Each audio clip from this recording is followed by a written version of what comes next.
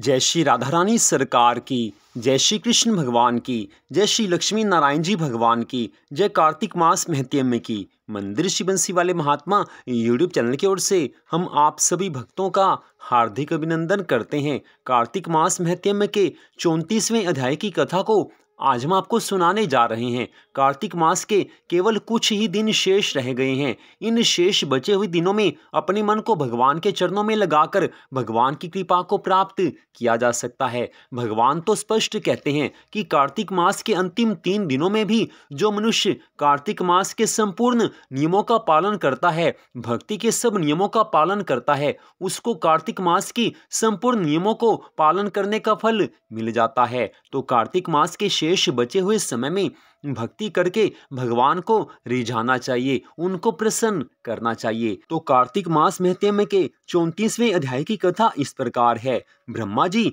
देवऋषि नारद जी से कार्तिक मास की कथा का वर्णन करते हुए कहने लगे हैं कि हे पुत्र नारद, कार्तिक मास के शुक्ल पक्ष में जो अंतिम 3 पुण्यमय तिथियां हैं, वे त्रयोदशी, चतुर्दशी और पूर्णिमा कल्याण करने वाली मानी गई हैं। उनकी अति पुष्करणी संज्ञा है। वे सब पापों का नाश करने वाली हैं। जो पूरे कार्तिक मास में स्नान करता है, वह इन्हीं 3 तिथियों में स्नान करके पूर्ण फल का भागी होता है।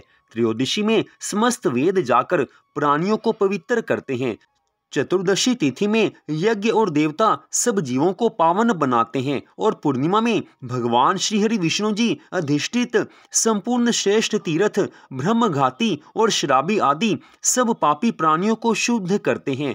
जो गृहस्थ उक्त 3 तिथियों में ब्राह्मण कुटुंब को भोजन करवाता है, वह अपने समस्त पितरों का उद्धार करके परम गति को प्राप्त होता है। जो कार्तिक मास के अंतिम 3 दिनों में गीता का पाठ करता है, उससे प्रतिदिन अश्वमेघ यज्ञ का फल प्राप्त होता है। जो उक्त तीनों दिन विष्णु सहस्त्र नाम का पाठ करता है, वह जल से कमल के पत्तों की भांति पापों से कभी लिप्त नहीं होता।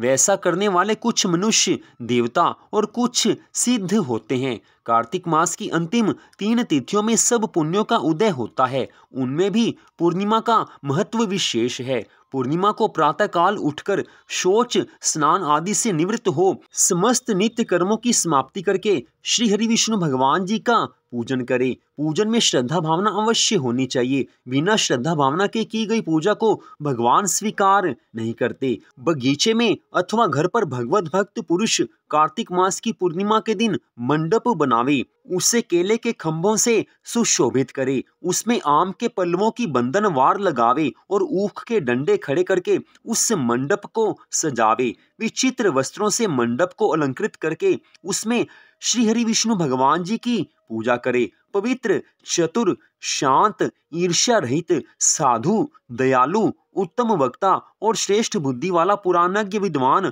वहां बैठकर पवित्र कथा सुनावे। पौराणिक विद्वान जब व्यास आसन पर बैठ जाए, तब से लेकर उस प्रसंग की समाप्ति होने तक किसी को नमस्कार नहीं करे। जहां दुष्ट मनुष्य भरे हुए हो, जो स्थान हिंसक प्राणियों से घिरा हुआ हो अथवा जहां पर जुए का अड्डा हो, ऐसे स्थान में बुद्धिमान पुरुष पुण्य कथा नहीं कहे।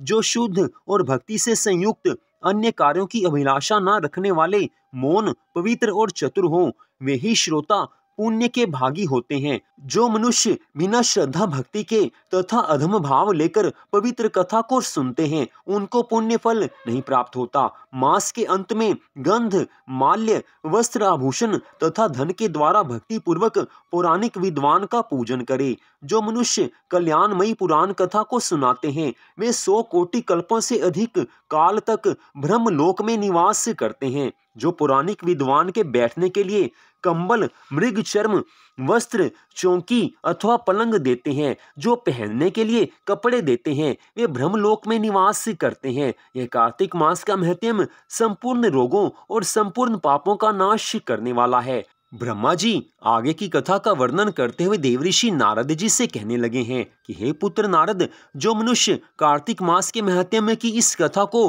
पूरी श्रद्धा भावना से पढ़ता है या सुनता है, सुनकर धारण करता है या जो सुनाता है, वह सब पापों से मुक्त होकर भगवान विष्णु के लोक में चले जाते हैं। जिसकी बुद्धि खोटी हो तथा जो श्रद्धा भावना से हीन हो, ऐसे किसी भी मनुष्य को ये कथा नहीं सुनानी चाहिए, क्योंकि कथा को पूरी श्रद्धा भावना से सुनने वाले मनुष्य ही पुण्य के भागी होते हैं। भगवान की कथा सुनने में श्रद्धा भावना सबसे विशेष है। श्रद्धा भावना होगी तो भगवान की कृपा अपने आप प्रकट हो ही जाएगी। हे पुत्र नारद, मनुष्य मात्र का उद्धार एकमात्र कार्तिक मास की भक्ति से हो सकता है। जिस मनुष्य ने अपने संपूर्ण जीवन में पाप कर्म किए हो, कभी भी भगवान की भक्ति नहीं की हो, ऐसा मनुष्य भी अगर कार्तिक के महीने में पूरी श्रद्धा भावना से भगवान की भक्ति करे, किसी भी कारण से भक्ति के सब नियमों का पालन करे, तो उसका उद्धार भी प्रभु की कृपा से संभव हो जाता है। तो यहीं पर कार्तिक मास महत्म्य के 34वें अध्याय की कथा का विश्राम होता है। इससे आगे आप अंतिम 35वें अध्याय की कथा को सुन पाएंगे। उसमें संपूर्ण कार्तिक मास की कथा की विशेष सूची बताई जाएगी, जिसे सुनने मात्र से मनुष्य को संपूर्ण कार्तिक मास की भक्ति करने का फल प्राप्त हो जाता है। आज के इस कलयुग में यद्यपि मनुष्य का मन मोहमाया में फंसा हुआ है, भोग विलास में मनुष्य का मन फंसा हुआ है, तो भी भगवान की थोड़ी सी भी भक्ति की जाए तो भी प्रभु की कृपा को प्राप्त किया जा सकता है। मनुष्य कई बार कह देते हैं, हम कोशिश तो करते हैं लेकिन भगवान की भक्ति नहीं हो पाती। ऐसा नहीं है, अगर हम कोशिश करते हैं तो भगवान भी हमारी सहायता करते हैं। भागवत रहस्य में एक बड़ा सुंदर दृष्टांत दिया हुआ है। उसमें बताया गया है कि एक मनुष्य वृक्ष को अपनी बाहों में लेकर खड़ा था। वृक्ष को उसने अपनी बाहों में भरा हुआ था और वो चिल्ला रहा था कि छोड़ दे,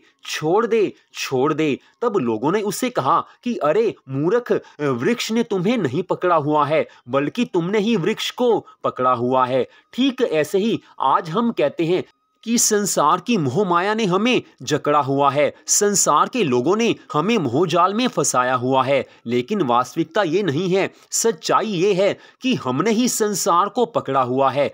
इसी कारण आज अधिकांश लोग दुखी हैं। संसार से प्रेम करके कभी कोई भगवान की प्राप्ति नहीं कर पाया। भगवान से प्रेम होगा तो संसार के सुख संपत्ति आनंद अपने आप भगवान की कृपा से मिल जाएंगे और भगवान भी मिल जाएंगे। लेकिन अगर संसार से प्रेम होगा तो भगवान भी नहीं मिलेंगे और जीवन दुखों में बीत जाएगा। तो इससे बढ़कर हानि कोई नहीं हो सकती। इसी कारण बारंबार कहा जाता है कि कार्तिक मास के इन शेष बचे हुए दिनों में अपने मन को भगवान के चरणों में लगाकर अपना उद्धार कर लेना चाहिए। तो आज की इस कथा का यहीं पर विश्राम होता है। तो मंदिर शिवंशी वाले महात्मा यूट्यूब चैनल की ओर से आज की इस परम सुंदर कथा को सुनने के लिए आप सबका दिल से धन्यवाद। भगवान श्री राधा कृष्ण जी की, भगवान श्री लक्ष्मी नारायण जी की, तुलसी माता की, कार्तिक मास महत्म्य की अनंत कृपा सदा आप सब पर, आपके परिवार पर बनी रहे।